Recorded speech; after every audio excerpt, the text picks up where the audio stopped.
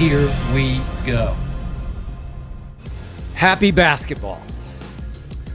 Now, I will get to the potential Luka curse in Dallas, into the Los Angeles Lukas, the most entertaining team I have ever watched, into the Oklahoma City Thunder, now my Thunder, the happiest, closest team I have ever watched, and to the sorest losers in NBA history. I'm talking about the Golden State or Olden State Warriors. And finally, to what percentage chance I give the Cowboys of trading for Myles Garrett. I will get to that in just a moment. But first, allow me to just point this out. I don't want to make too much of it, but I always say what I see without fear, and this is what I'm seeing right now. This hit me late Saturday night after I watched McClung win his third straight NBA dunk contest. Unbelievable.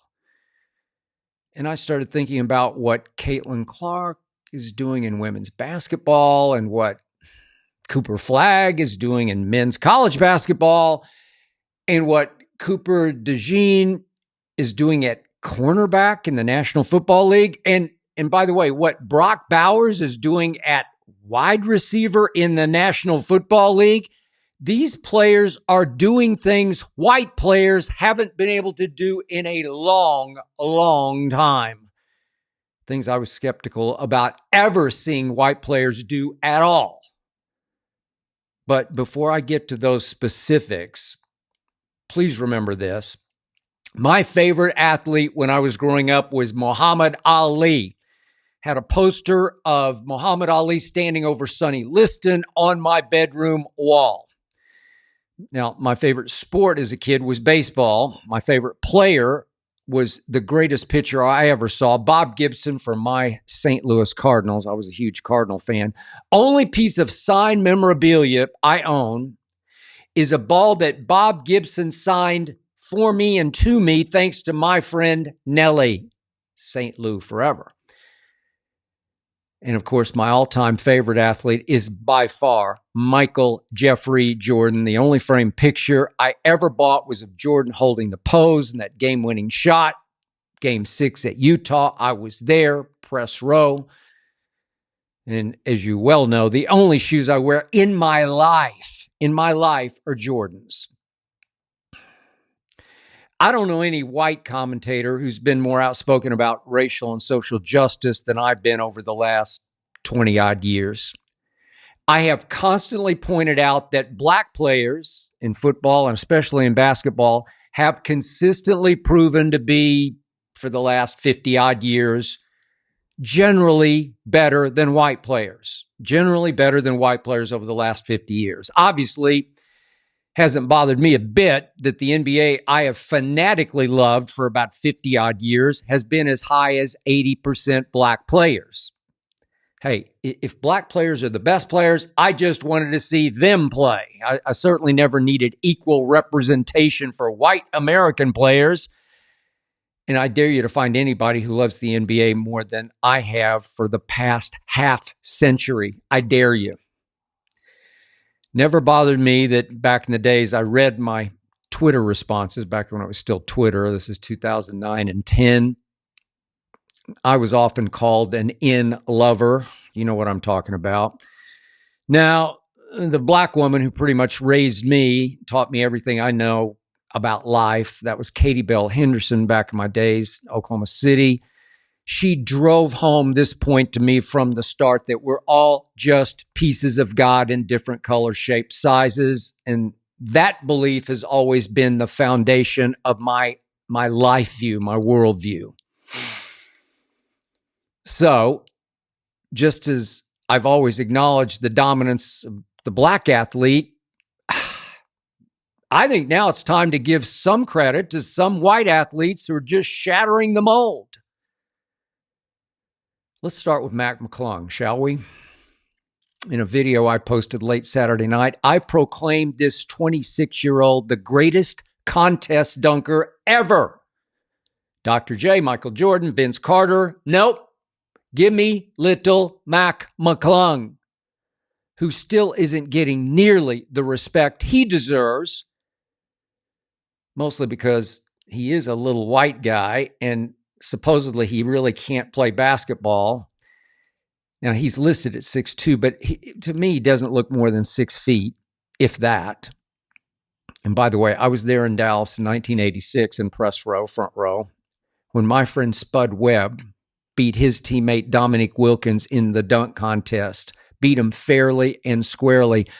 Spud stood all of 5 feet 7 inches tall. Spud was astonishing as a leaper, but Spud was black, and he did wind up starting 429 NBA games over 13 seasons. That's pretty great. He averaged 10 and 5 assists with a career high of 16 and 17. That was pretty good for the Sacramento back in 90-91. Mac McClung is a perennial G leaguer, but I must admit I wasn't fair to Mac McClung in his first 2 dunk contests because I failed to realize he is at least a G League star. I mean, he was Rookie of the Year in G League. Pretty great. He was the MVP last year of the whole G League. Pretty greater. He has averaged 25 a game for the last 2 years, albeit in the G League, but he's still, well, let's just not disqualify him as a basketball player. I did watch Friday night Mac McClung in 2 of those shorter Rising Star games that they played. He did some nice things, no dunks though. But here's the point. In 1992, the great Ron Shelton gave us a movie called White Men Can't Jump, starring, you might remember, Woody Harrelson, Wesley Snipes as these street ball hustlers. I guess Woody's character could jump a little, the white guy, but I grew up hearing that white men can't jump. Now, no coach ever said that to me or to a team I played for, but my friends and I just accepted that the black kids we played against were just a little more athletic, just able to leap better than we could leap. Even though I was at, 5'11", I was the 6th or 7th man. I did start 3 games for a high school team that did make it all the way to the state finals and lost. But when I was 18 years old at 5 feet 11 inches tall, I could not imagine, I could have never imagined seeing a 6-foot white kid leap the way Mac McClung can just jump through the roof of the gym. I mean, the last great American white player, the last superstar white American player was Larry Bird. This is a long time ago. When did he retire? 1993. The quote-unquote hick from French Lick couldn't jump a lick. He was 6 feet 9 inches. He could score with the greatest of them. He could pass with the greatest. He could steal a ball with the greatest. But he could barely dunk. Now, we have seen an onslaught of Caucasian Euro stars. You can obviously make a case that Joker and Luka are now, I don't know, some people would say the 2 best players in the NBA. Yet, neither Joker nor Luka can jump a lick. Mac McClung can skywalk. He can power slam. He has Jordan-esque hang time. And this is what just blows my mind. He's built more like a little football player, more like a fullback. He's more of a low-slung, muscled-up, squatty body white kid. Yet he has monster springs in those short little legs. This little white guy can flat out jump, can inexplicably jump a little higher and stronger than any black dunker 6 feet or under that I've ever seen. So you blend that with this fearless creativity unlike any we've ever seen in any dunk contest. I'm talking about genius creativity on a nightly basis in 3 straight dunk contests. He's just in another league from any of the greats who've ever dominated this contest. He's He's just more prepared. He's more on cue clutch. I'm talking about all-time clutch. I mean, he hasn't missed a single dunk in 3 years, not missed a single one. Some of these kids go out there and just miss, and just drive us crazy. They had to put a clock on it. The other night, McClung had the guts to jump over a car on his first dunk of the night before you're even really into it, breaking a sweat, warmed up. Didn't just jump over the hood the way Blake Griffin once did. McClung went completely over the roof of a Kia with an accomplice standing up through the sunroof holding the basketball. Now, the accomplice blew the first dunk when the accomplice just lost the handle on the basketball. And then this little white guy named Mac went up over the roof, took the ball from his accomplice, reversed in midair, and two-hand slammed it back over his head. It was impossibly all-time show-stopping great. Game over. It's over, as Vince once said. First dunk of the night for McClung. So now Giannis says he and Ja Morant are going to participate in next year's dunk contest and restore order for the NBA. Yet McClung says if he's asked, he'd gladly go for a four-peat. So Giannis, I'm sorry to inform you right here, right now, you got no shot. Ja, you obviously can jump out of the gym. Love you, man. But so can this little white kid who is the all-timest contest clutch and contest creative. Now, speaking of Larry Bird, there's this white American kid playing for Duke right now. I don't know if you've noticed yet. He just turned 18 years of age. This kid is, like Larry Bird, 6 feet 9 inches tall, yet he can jump. He also can shoot, and he can pass, and he can block and bother shots at a very high game-changing level. Cooper Flagg is going to be the first white American player to go number 1 overall in the draft since Kent Benson, 1977 out of Indiana. That's going on 50 years ago. Think about that. What? Now, Chet Holmgren did go number 2 overall. And by the way, for the record, he was the first American 7-footer I have ever endorsed before a draft. Ever, ever, ever. How many times have I said, nope, nope, nope, nope, nope, nope, nope. Chet, I said, will not turn out to be a stiff of a bust like so many before him. Look at Chet now. Now, Cooper Flagg, as we've seen again and again in the Duke games, is not afraid of anybody. Cooper Flagg took it out on our Olympic team down the stretch of it. It was just a practice game in Vegas. Did you see the clips of that? Whew.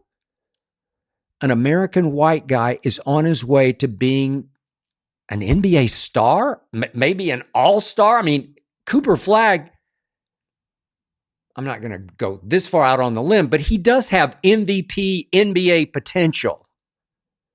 Impossible. So, guess who made a run at WNBA MVP last season as a rookie? This 6-foot-tall white girl from Iowa did. Yep.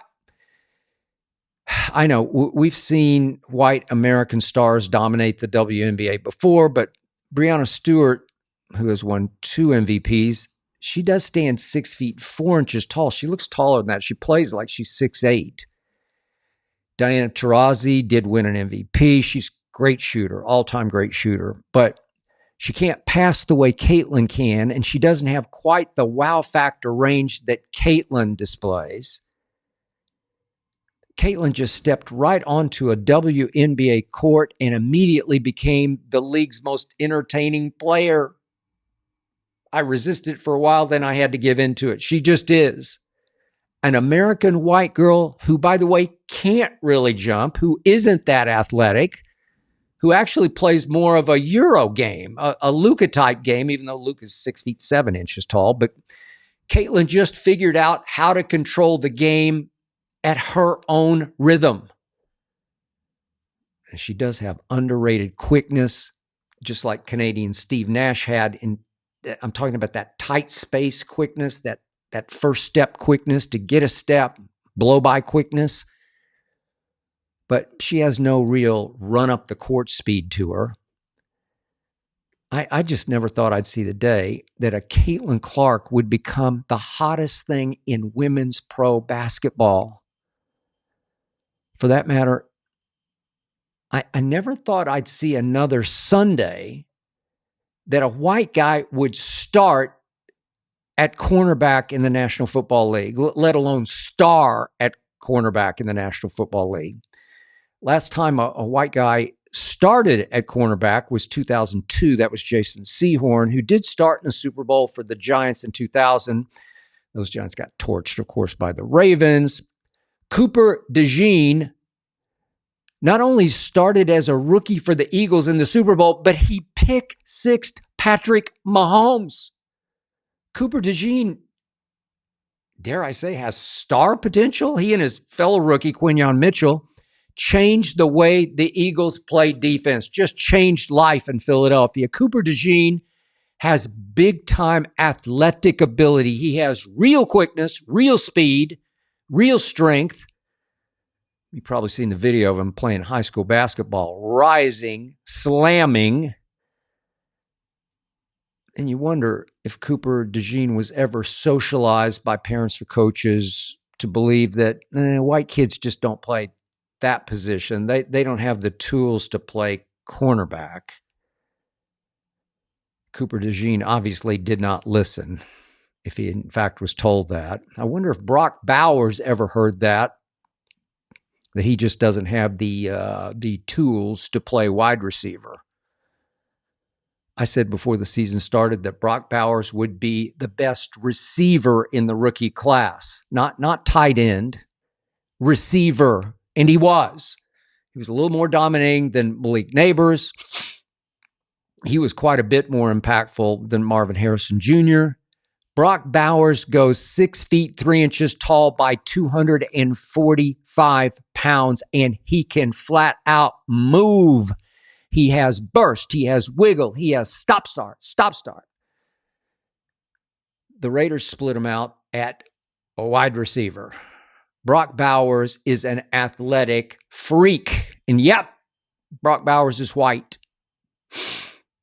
We are suddenly seeing things from white athletes that, 5 years ago, I would have bet a lot of money against. Now, I'm not smart enough to figure out the why of all this, but it just seems like the long-term greatness of black athletes has forced some white athletes to just evolve, to literally rise up or fall by the wayside. I love that. Me personally, I think this is great for sports. So has a Caitlin Clark and will a Cooper Flagg bring more white fans to pro basketball? Sure, it's only natural for some white people. Obviously, some white people can better relate to white athletes. Maybe they were all in awe of Michael Jordan back in the day, but they couldn't exactly identify with or relate to Michael Jordan or see any of themselves in Michael Jordan. Then again, for me, when I've heard white people over the years say, I just can't watch the NBA, I have immediately thought, racist. And now, if you're black and you're refusing to watch Caitlin Clark dominate games or McClung dominate the dunk contest, I'll think the same thing about you. Now, speaking of Michael Jeffrey Jordan, happy birthday, Mike, age 62.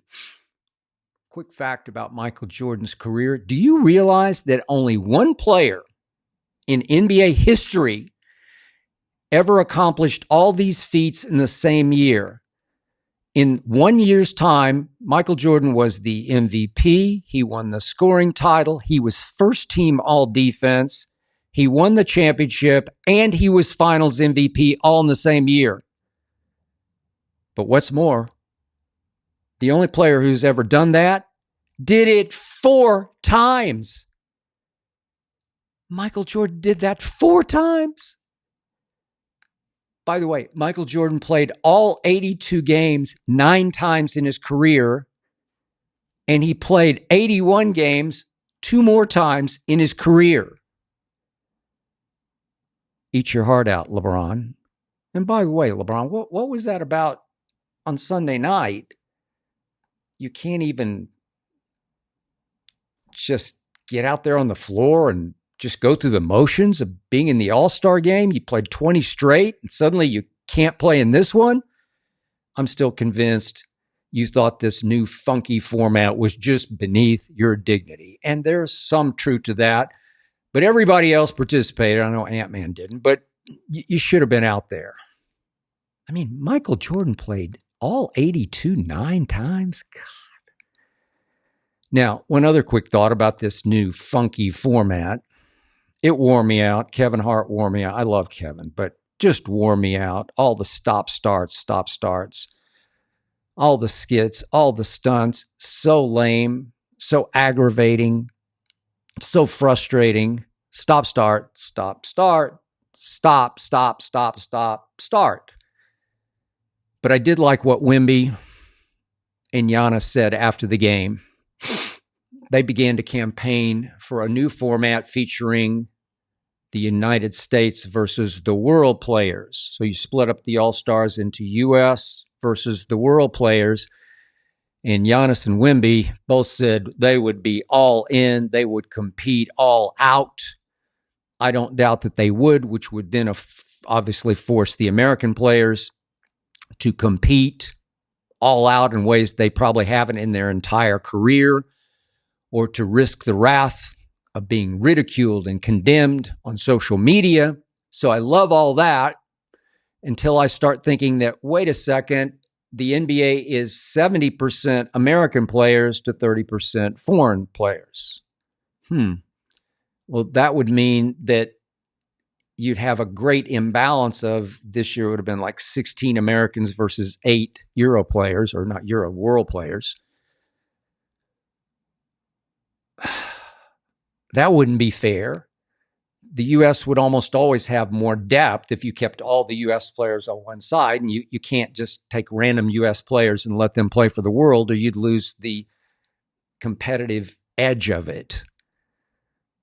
And finally, I just doubt that Commissioner Silver would go along with potentially fueling some sort of jingoistic, ugly American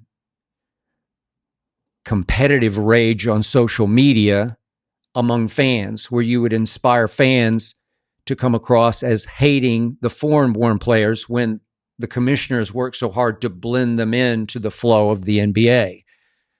So as much as I did not love this funky new 4-team, 3-game format,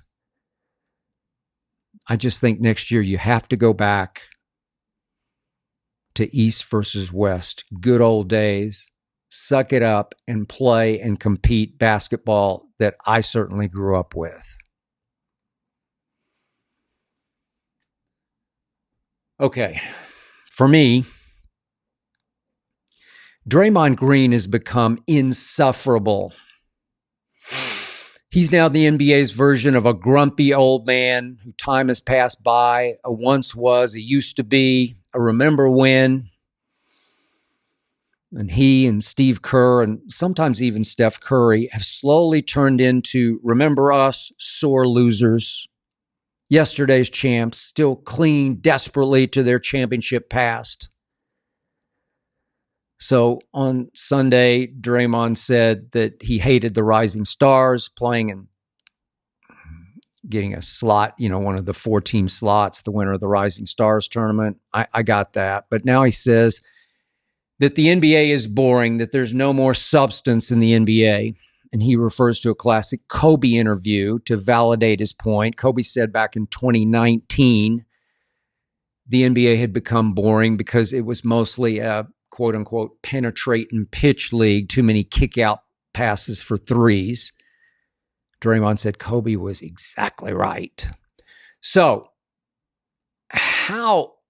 explain to me, how did Golden State muddle through the boring NBA in 2019 to make it all the way to the NBA Finals? I don't know how. Remember, if Kevin Durant hadn't ruptured his Achilles along with Klay Thompson wrecking his knee, I just believe the Warriors would have beaten Kawhi's Raptors in those finals. Then how did the Warriors sleepwalk their way to another championship? Remember in 2022, how did they keep from falling asleep in the finals as they beat the Boston Celtics in 6 games in Boston? I don't know how. Now Draymond is blaming everything but the man in the mirror. The league is boring and the All-Star format is an insult because Draymond has to point fingers at everything but at Golden State's dying dynasty. That dynasty has been fading into the sunset for the last 3 years. Now, as we speak, Golden State is 29-28, clinging to the final play-in spot, just a game and a half above Katie's Suns, who are going to make a push. So gray-bearded Draymond has become a shadow of his championship self. Numbers down across the board. He's averaging 9, 6, and 6. He's making a career low 63% of his free throws. And did you catch his act Saturday night in the finals of the skills competition? I did. Draymond was just an embarrassment of a disaster. But now, on a nightly basis, Steve Kerr just loses his mind. He loses his cool about what an embarrassment the refs are to this league. They blew that. They cost it. They. I like Steve Kerr a lot, but was he ever spoiled rotten by Golden State's dynastic run? Now he's teetering psychologically on the cliff's edge. One iffy call from unraveling as he desperately tries to push those magic buttons once again, those aging buttons. LeBron James is playing at a higher nightly level at age 40 than Steph is at 36. I know Steph was great at the end of the All-Star game, if we can call it that, the finals of the little 3-team tournament. He deserved it. He put on a show of shows, his house, but he can't do it on a nightly basis. The Warriors should have moved Draymond 2 years ago after he sucker punched Jordan Poole, after he again got suspended, this time more lengthily, for his history of dirty play. I'll say it again, Draymond Green is the dirtiest player in NBA history. I guess that gives him cachet on television, but just go YouTube it. Just call up one of the horror movie montages of all those cheap shots in a row your boat, Draymond. But Steve Kerr and the Dubs brass just keep reaching back for that blast from the glorious past, that Draymond who gave that enforcer's edge to Steph's and Klay's finesse Warriors. But now Draymond has dribbled behind his back slickly with a new prediction. Warriors are going to win it all, win the boring, no-substance NBA championship. Yeah, I'm talking about this year's championship because now they have Jimmy Butler, who, by the way, can be as uncoachable and just as disruptive as Draymond can be. Yeah, they now have an aging Jimmy Butler who will fit right in at what has become Olden State. I know the Warriors won 3 of their last 4 before the break with Jimmy buckets. He averaged 21, 7, and 5. Not bad, though he was only 1 of 7 from 3 in those 4 games. Sure, Jimmy's going to help some, now that he's on his best behavior after that collapse at Miami. He'll help some, at least for a while, but he and Draymond will butt heads. It's inevitable. There will be issues. There will be finger pointing. There will be blame deflecting. There will be excuses made. Draymond says the Warriors now have a closer in playoff Jimmy. But wait a second. What was Steph? What is Steph? I do not love Olden State just on star quality, on Steph quality. I do hope they at least hang in that play-in tournament. Just good for the league, but they're not going to win a single round of the playoffs. To use LeBron's favorite word, the Warriors are washed. So I have now, real quick sip of Breakfast of Champions Diet Mountain Dew, nectar of the gods. I have now watched the Los Angeles Lukas play 2 games against a bad team. That was 12-39 Utah.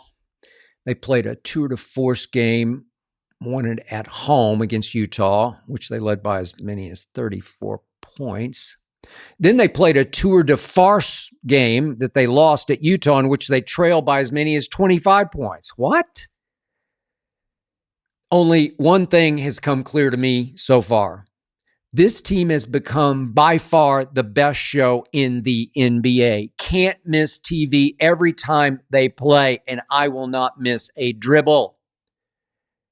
That's because 2 of the greatest passers ever, 2 generational passers, 2 wizards, 2 basketball Einsteins, are now sharing the same floor. Teams are lucky to have just one of these, obviously, and the Lakers have 2. Now, I still don't love the Lakers' chances as a team, but what a mesmerizing joy it is to watch LeBron and Luka take turns playing. Can you top this? As passers. They feed off each other as passers. They compete against each other as passers. 2 great scorers, but great passers. It seems like every other time down the floor, one or the other makes some pass that makes me sit back and say, wow, I'm not sure I've ever seen that.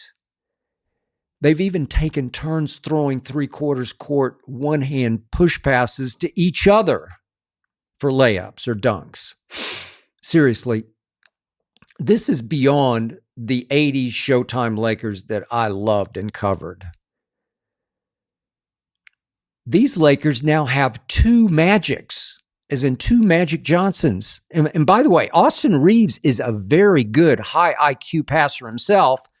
So make that 2.5 Magics that these Lakers have on the floor at the same time.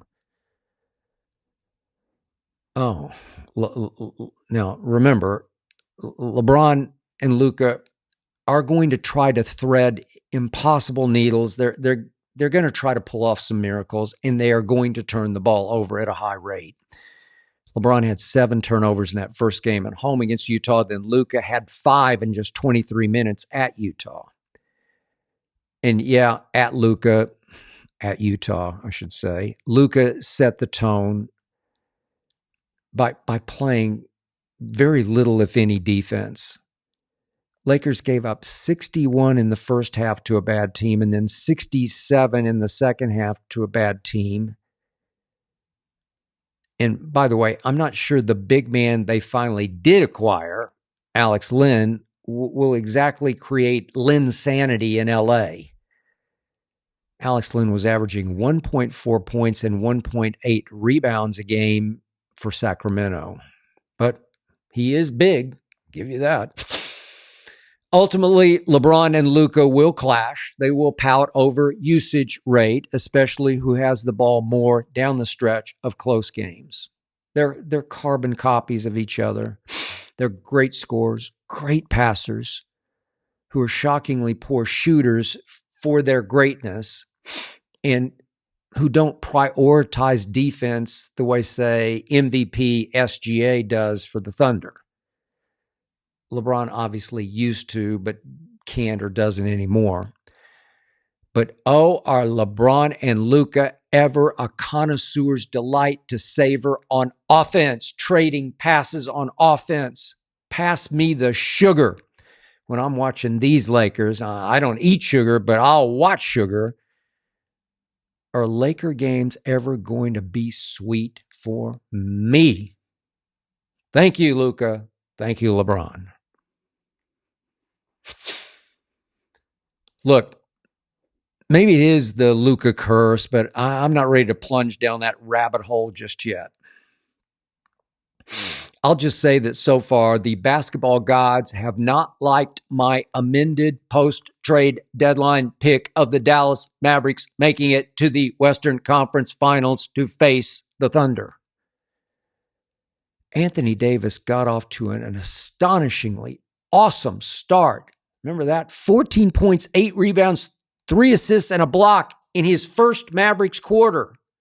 26-16 ultimately for the game against All-Star Şengün and the Rockets, even though AD was gone with 5 minutes left.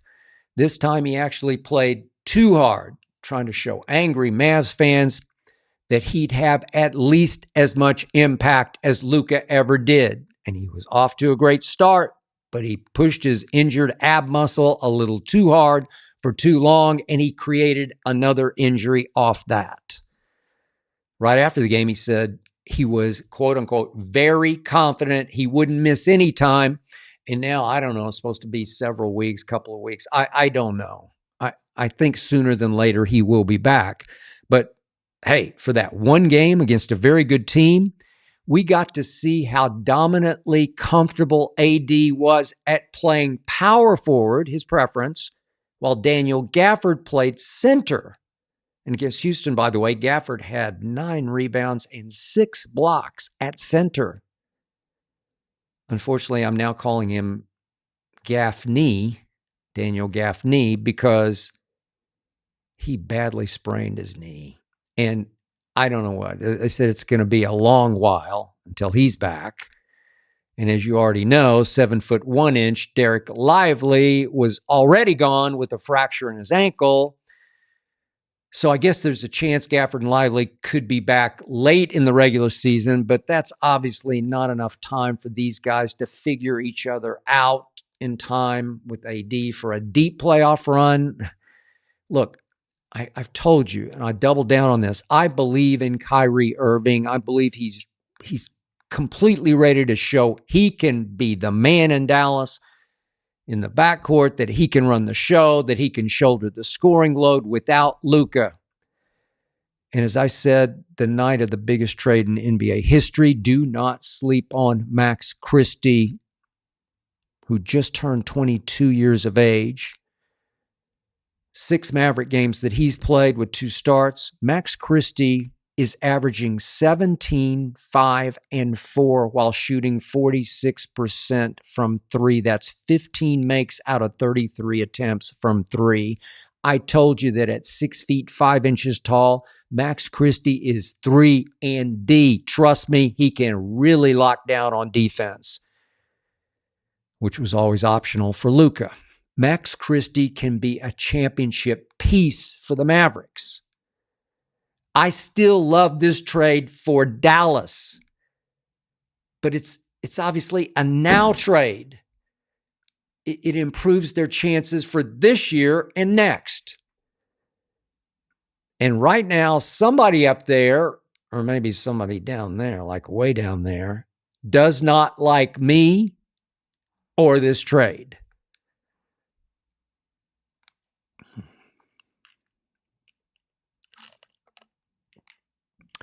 Okay, I don't want to jinx my hometown team, my new favorite team, but right now I love the Thunder's chances of winning the West even more than I did when I picked the Thunder to win the West before the season began.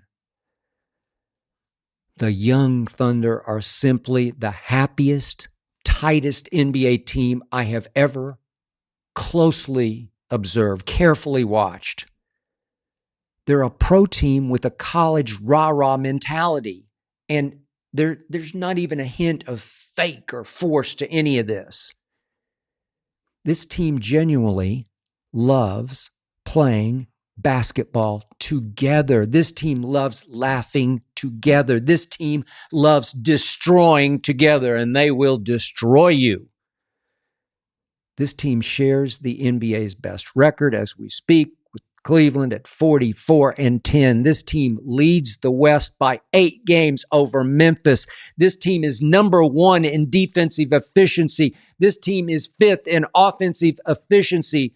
Shai Gilgeous-Alexander is number 2 to Joker in PER, player efficiency rating, but number 1 in individual defensive efficiency rating.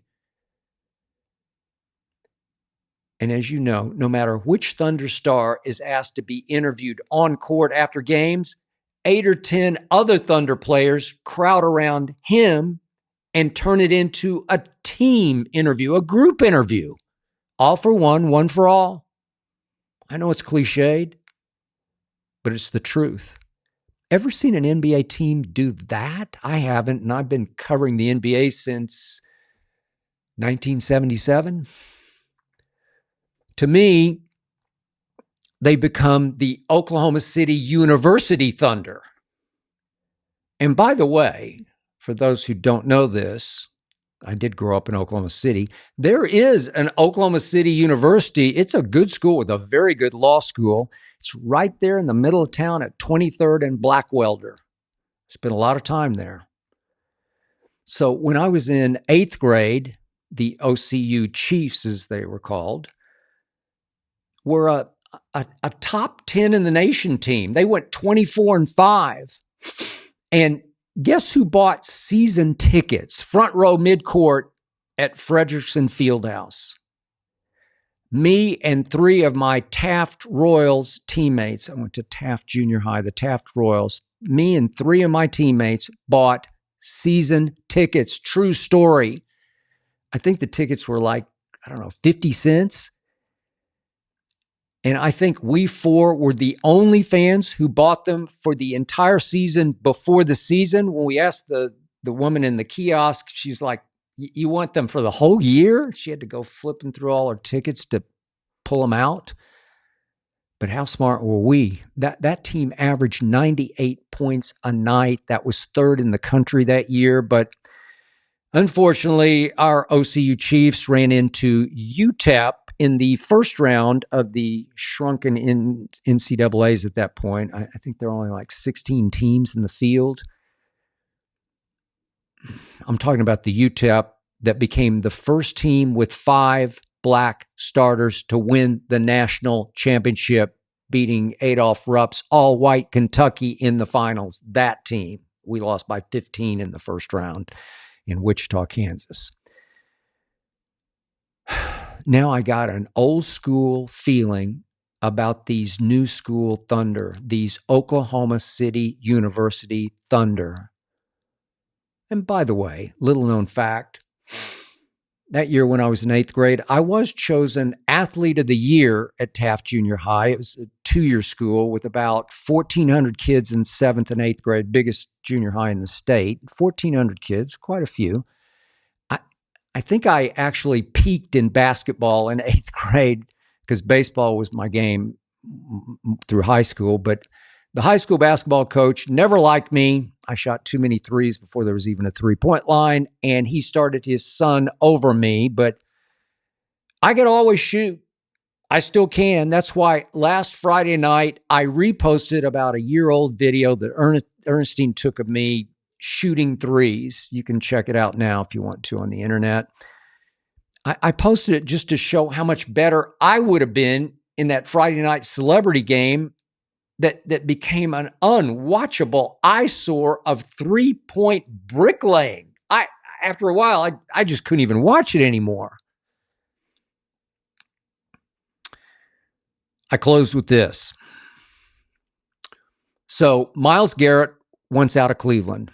Myles Garrett grew up a Cowboy fan right there in Arlington, Texas. In fact, he was born December 29th, 1995, just as they were on their way to what would prove to be their last Super Bowl in 30 years. Then Myles Garrett went on to Texas A&M, and he went on to be selected number 1 overall in the draft. So would Myles Garrett love to be traded to the Dallas Cowboys? Well, sure he would. What percentage chance do I give that of happening? I'll be optimistic and give it 2%. Myles Garrett is better than Micah Parsons, and Myles Garrett knows it. Myles Garrett has earned being the NFL's highest paid defensive player, which is what Micah wants to be right here, right now. Micah says he would take a little less money if Myles would also agree to take a little less. Well, what exactly is a little less, guys? And trust me on this, the NFLPA would raise hell with both their agents if either agreed to take less than whatever the market value is, just so they could be teammates. Also, trust me on this. Micah Parsons would not agree to take less than Myles Garrett if, in fact, Jerry Jones traded for Myles and immediately made him the highest paid defensive player ever. Micah says he'd do anything to win, even sacrifice some salary, but I'm sorry, I don't believe that. I never get that whatever it takes leadership vibe from Micah Parsons. I believe winning is optional for Micah. If it happens, great. If not, no biggie. I believe Micah mostly wants to be a star, be treated and paid like a star, a podcasting Dallas Cowboys star of stars, with starring the priority over winning. I believe Jerry will make Micah the highest paid defensive player ever because Jerry drafted him. And this is another way for Jerry to flex, to say, look what I drafted, the best defensive player in football. Even though Micah has only flashed being the NFL's best defensive player. He's only flashed it here and there, never consistently lived up to that billing. And by the way, Scary Jerry, he doesn't trade draft picks for players. And Cleveland would want this year's 12th overall, which belongs to the Cowboys, along with next year's Cowboys first rounder. They'd want at least that much for Myles Garrett. They say they won't trade him, but they'd probably listen to that offer. No way will Jerry pay that kind of price. Jerry uses draft picks because Jerry has final say on draft picks. Jerry can take credit for draft picks. Jerry wants to brag to his buddies about the picks he makes, even though he wasn't sure about some of the names of these draft picks until the Cowboys were on the clock and somebody showed him the paper. I don't know. Would I love to see Myles Garrett firing off one edge and Micah firing off the other? Who wouldn't love to see that? But Jerry already made Dak the highest paid player in the NFL. So dumb. And then he made CD the second highest paid receiver. Smart. Way to go, Jerry. So why would he trade 2 firsts, then try to fit both Myles Garrett and Micah Parsons under what's left of his salary cap? No. Make that 0% of this happening. That's it for this show. Thanks to Tyler Korn for producing, to Ernestine for overseeing, and of course, to Hazel for approving.